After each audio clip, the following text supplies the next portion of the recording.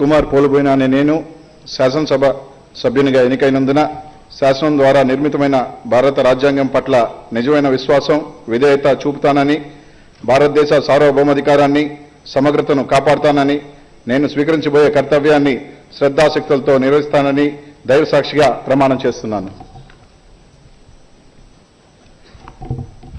ఆంధ్రప్రదేశ్ శాసనసభ సభ్యునైన అనిల్ కుమార్ పోలుబోయిన అనే నేను సభా నియమాలకు కట్టుబడి ఉంటానని, వాటిని అనుసరిస్తానని, సభా మర్యాదలను పాటిస్తానని, సాంప్రదాయాలను గౌరవిస్తానని దైవసాక్షిగా ప్రమాణం చేస్తున్నాను.